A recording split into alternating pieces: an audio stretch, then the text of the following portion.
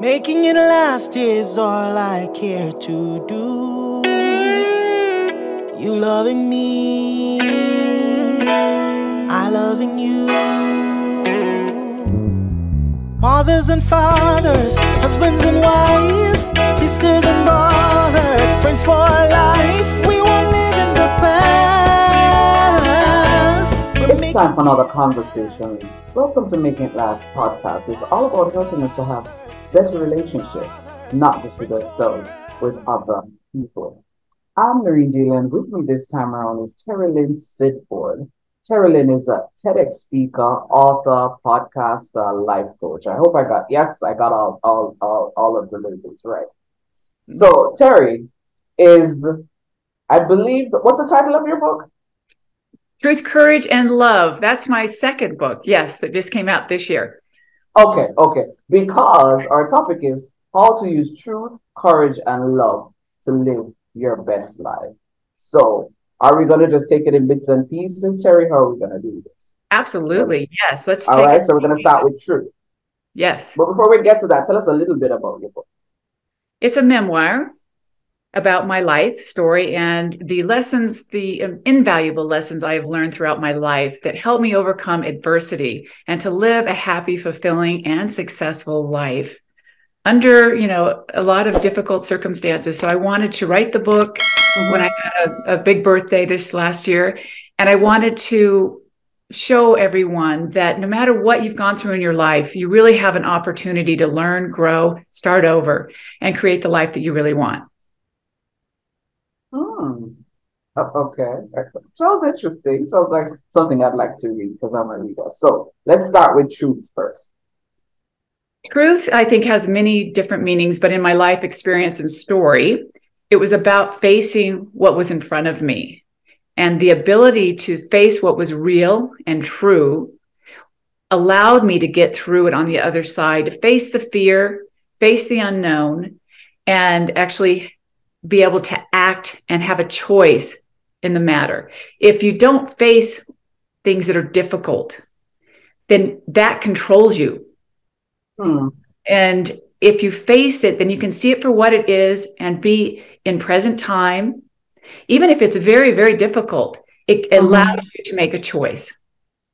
Okay. If it's okay and it's not too personal, Sure. What was that for you? What is it that you needed to confront or face? Great question. It was about my family, who I thought was just this perfect little family growing up. And I was about age 6. And I heard my parents arguing for the first time. It was an awful, vicious argument. And I was shocked and shook me to my core. And then they eventually got divorced. My mom started drinking heavily. And one night, my sister and I felt very unsafe, even though we really loved our mother. But she drank. It was very, very uncomfortable and dangerous feeling. And we ran away and lived with our father. That was a very difficult truth to face. I am thinking that somebody's going to listen and watch this, and I am sure more than anything else, because that is not something that is so foreign to a lot of people. And why do you think sometimes it's so difficult for people? Because I noticed one of the things you said initially. You said you thought you had this perfect family. So what do you think makes it so difficult for people to recognize, this is really not as I perceive it to be, and I really just need to just face this and find a way to just deal with it? What do you think it's so difficult for us sometimes to do that, to actually face our truths? Why? I think it's because there's a lot of unknown or something we haven't dealt with before. We don't know how to deal with it. It's something it's new. And or if it's painful, I think our natural instinct is to go away from pain and to make it something different than what it really is.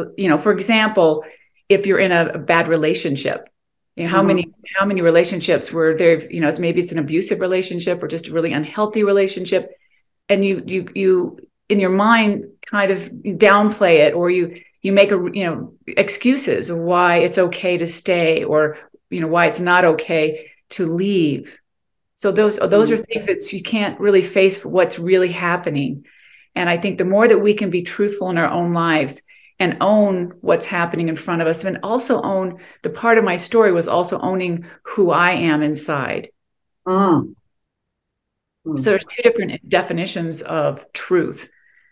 And, it's really being aware, and knowing who you are is also owning your truth that way. So it's facing things that are difficult. And even when you feel like you have no control over it, really facing it gives you that control, more control. Do you think, though, the whole idea then of, well, I sometimes think that level of self-awareness probably sometimes comes through age or experience. Mm-hmm. But do you think then, how then can us or even the society help people along that path? Because sometimes people think that if somebody becomes quote unquote too self-aware, it means that they're going to become selfish and it's all about them. But it's really has nothing to do with that. It's true. It's like the cart before. I don't know if there's a saying that we have, the cart before the horse. Mm. We grow up thinking that the outside world and our accomplishments is what defines who we are. And really who we are is already, we're born with that wholeness inside of ourselves. And it's, if we could change, we could switch that around. Mm-hmm. And I think the first step is just letting people know that really go within first, understand who you are and why you're here and what's available inside of you already. And one of the stories in my book illustrates that very well. And it was most transformative time in my entire life. And that was in my early 20s. Mm-hmm. And I made some not so good life choices in trusting a con artist boyfriend, and left me without credit, without a place to live or a car, anything. And I always had a job, though, for some reason. I always maintained a good, a job. And I saved enough money to rent a room out of a house. And I had no furniture. Mm-hmm. And I remember feeling sorry for myself, like a victim of my life. Like, how did I do this? Feeling like ashamed, all the above, like I'm worthless. Like, how did I get here? And then all of a sudden I had like this awareness that even though this man could have taken away everything physical, mm-hmm. material, and emotionally from me, he can never take away my soul or what was inside of me. And so this is the truth that I feel, that if we could share more of this and people could understand that no matter what happened after that day, I feel like I'm whole already. It doesn't really matter. I'm good. I need very little, really, to feel fulfilled and happy and whole. Mm-hmm. There are two things you said just now I want us to unpack a little bit before we move on. The whole idea that we need very little, and the whole idea of the victim mentality. So let's deal with the victim mentality first. There are a lot of people who continue to think that the world is against them. So anything happens, it's they're almost like they're out to get me. Mm-hmm. Idea. Yes. What I have some people. I stay far from them, but there are one or two people around me sometimes who I find, and because of that, because they're so draining, I avoid interactions with them. Mm-hmm. I don't need all of that negative energy. But what do you think can be done to help them to change that mindset? Because it is a mindset, this whole victim mentality, that no matter what it is, it's just as if everything is just aligned to be against them. Yes, absolutely. And there are circumstances out there that it's very challenging to mm-hmm. not feel. So I'm not taking away difficulties that people are facing in the world. Mm-hmm. And it doesn't seem unfair, and there are some things that are not unfair. But it's important to know that if you think you are there's more than just this body, that mm-hmm. There's something inside of you that has more power, more control over at least choosing the next moment, the next step in your mm-hmm. life. And if you're a victim, then again, it's taking away that power that's within you. Mm-hmm. And I remember in my life, I had to forgive people that are unforgivable to get my power back.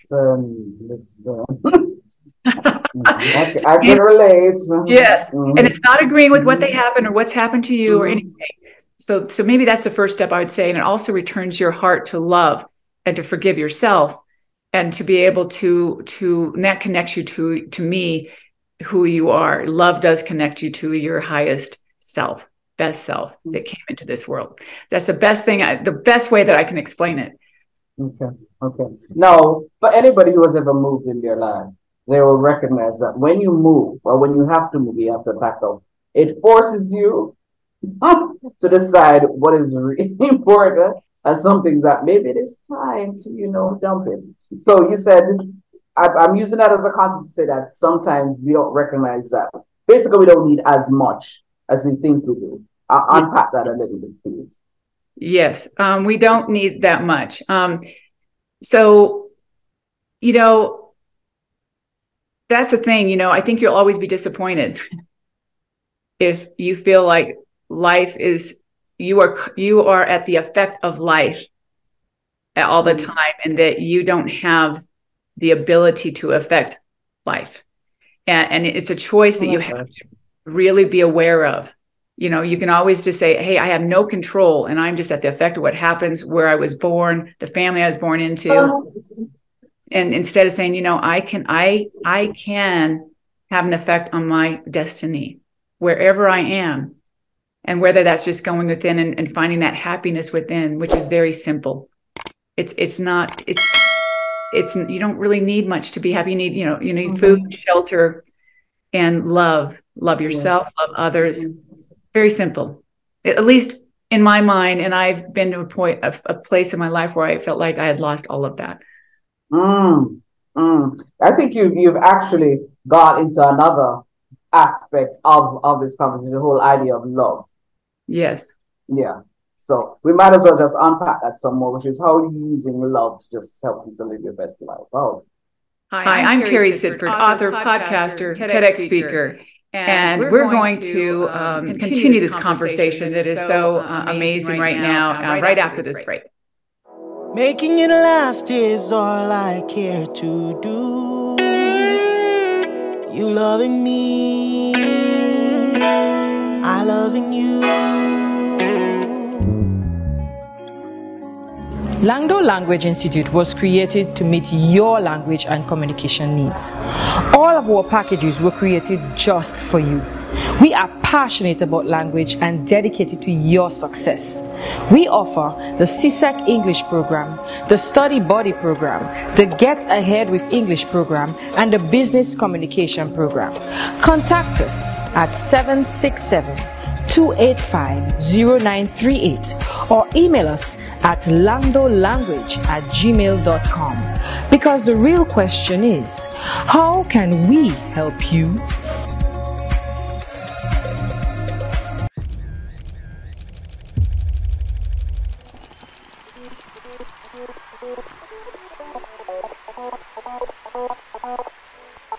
Photography is an art, but more so, photography must come from the heart. Precious moments, priceless times. Take a pic and know it will turn out fine. BMC Photography JA, beautiful moments captured. Let's go. You can't live your best life without a healthy immune system. Boost your immune system the delicious way with Zappy's organic juices and punches. Made from local produce with zero added sugar, our juices cleanse and revitalize your body as they boost your natural immunity. Try our delicious flavors: Beat It, Berry Bomb, Get Fresh, Ton Up, and Island Splash. Find us on Instagram at Zappy's Organics or call or send a WhatsApp message at 1-876-779-8910 to order today. That's 1-876-779-8910. Zappy's Organic Juices and Punches. Live your best life today. Making it last is all I care to do. You loving me, I loving you. Welcome back. So we've spoken about truth, and for some of what you said just now, you've actually gone into the next aspect of it, which is the whole idea of love and how that then helps you to live your best life. So let's unpack that for a little bit right now. Yes. So the other two concepts in my book are about courage and love. And really, courage allows you the ability to return to love. And in fact, the French word for courage is actually core, meaning love, or heart, meaning it's connecting to one's deeper self. So that's what allows us to be courageous, and it helps us return to love. And in my life experiences and what I've gone through, I was demonstrating courage, and I didn't even know that I was demonstrating courage to overcome adversity. And to forgive is also a very courageous act, but it allowed me to return to love. So when you forgive others, it really releases others and yourself. It releases you from that negative energy associated with it, and you get back your power. And a lot of people say, well, I can't forgive someone who is unforgivable. And it's not agreeing with what they did. It's not agreeing with what they did, but it's returning yourself back to love. And love is a high energy. It really does connect us to who we are inside. And we've lost that. Just think about when we were little. We didn't know how to be unauthentic. We were just these little bundles of joy and love. And that's what children bring in.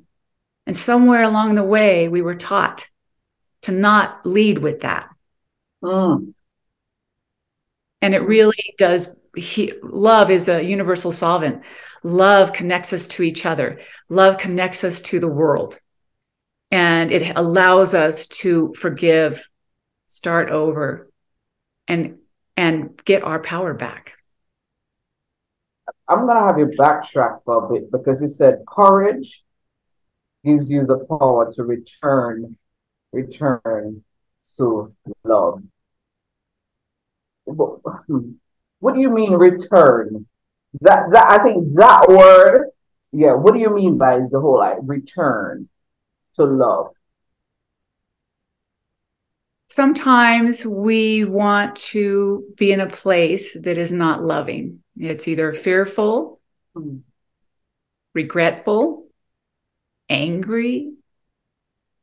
And when you're in those places, it requires courage to be strong enough to return to what you know is real inside of you, which is I can handle this uncomfortable place. I can get through this. I can make decisions. I can forgive. I can see past my anger and return to who my natural state is. And in that natural state of love is where you make the best decisions. When you're in fear or anger or resentment, you're constricted. And it's very difficult to make good decisions.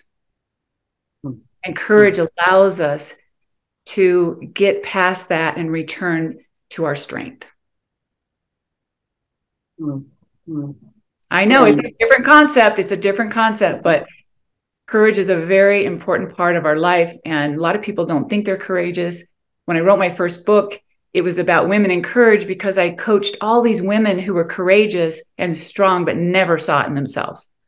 And once they recognized it after they filled out a survey for me, they became more courageous because they recognized their strength for the first time, many for the very first time, or they saw something that they overcame. Or, women are multifaceted. They do everything. They don't think about it. But once you realize, wow, that was really a courageous act. Me running away from my mother, it was a courageous act. I didn't see that till I was 50 years old. And it changed my whole narrative of my life. We are strong. You basically answered something I was about to ask, which is why is it so necessary for people to recognize that you have this power, you have this strength, you know? Yes, it's because we need to understand that we are stronger than we think we are. We can handle much more than we think we can. We can accomplish much more than we think we can. And that courage starts within, where that heart-centered space is. It's one and the same. That's where our strength comes from. So go back in your life and look about the times that you overcame a major challenge. You faced a great fear. You stood up for what you believed in despite the consequences, or achieved something beyond anything you believed was possible. These are all examples of amazing courage. Somebody's going to watch this and listen to this and say, oh, Terry, and it's easy for you to say because of maybe the experiences that you had to date and maybe the support. Because I'm sure with anything that you're going to stand up to face your truth, be courageous, a lot is also dependent on your support system. Yes. Oh, I agree 100%. There were times where I did not have an answer. I did not know where to go. And I could not have gotten through those moments without the help of others.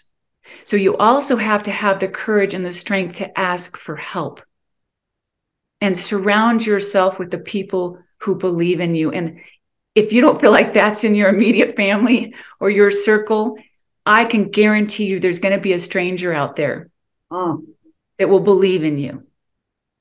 I believe in humanity. I believe there's going to be someone out there. So never, ever give up on asking for help. I believe more often than that, though. That's easier said than done for a lot of people, because a lot of people think that once it is that you reach out and ask for help, it means that you're weak.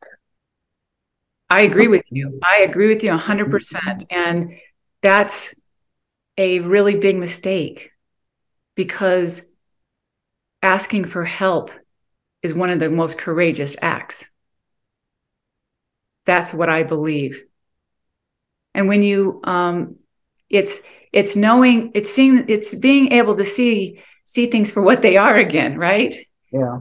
Right now, I'm going to be honest and vulnerable and open and authentic by saying, I was not born to know all the answers.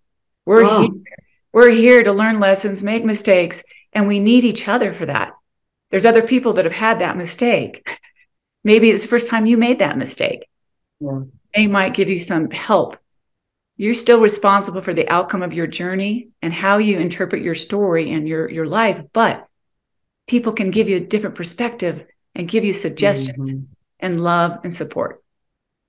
Yeah, I love that. I've said to people, I'm like, I would probably be a mad woman if with all the thoughts that go on in my head, if I didn't have a strong, no, I'm serious, if I didn't have a strong support system. Yeah. And I have what I call my inner circle, 3 ladies who, if ever I feel, stressed or I can bounce. I do have others, but these are my core people. And it really helps because this mind sometimes needs to just quiet. Oh, and you do. It does. And the people that know you, like you have a core group of ladies, that's priceless. And you have to figure out who those people are in your life. Yes. Because there's others that will pretend like they're supporting you and they're really not. Listen, man, that's another conversation. That's another conversation. Yes, yes. Put all of this together now, because we talk about truth, courage, and love, and live your best life. Best life meaning what? Ooh, great question. I think that's different for everyone. I think that's an individual answer for everyone. But I truly, in my belief and what I've been through in my experience and also coaching many people, I feel that we're here to make a difference and impact in the world by living our true potential. So if you are limiting yourself, to me, you're not living your best life. That's just my belief, that you have a tremendous amount of potential and passion and purpose in life. So find that, because when you start living that, even if it's as little as you think, and you think you're not significant, you really are. And each person, when they step into that potential, then there's a ripple effect, and they affect one person in front of them. They could smile at somebody with that beautiful light inside and change that person's life forever. So if we all do that, we start to change everyone around us, and then that's a ripple effect, and we're all needed. I want everyone to know we are all needed to live our potential and our best life for that reason. Do you think you're living your best life now? Yes. Yes. And it's taken a long time. I still have had bumps in the road, even at this age, even with my mistakes. I'm not perfect. My life's not perfect. But I know how to handle those things and who I am as my full potential, and that I'm not leaving anything on the table. And that makes me feel like I'm living my best life. How did you get to that? Not giving up, believing every single day, leading with my heart and surrounding myself with the people that help bring that out in me. And I just believe in something bigger than myself as well. I found that I'm here for a reason, and I know that that's what brings me fulfillment, not the other things that most people think brings them fulfillment. And once you connect to that, also, you want to keep going back to it. You know, that place where you feel so fulfilled because you are expressing who you were meant to be here. Once it's like going home. You go home, you're like, oh wow, I need to go back home because this is who I am. I think that is an excellent note to end this conversation on. Thank you so much for sharing, Terry. You're so welcome. Oh, it was my delight and honor. This was Make It Last podcast. It's all about helping us to have better relationships, not just with ourselves, with other people. I'm Noreen Daly. Until next time. Mothers and fathers, husbands and wives, sisters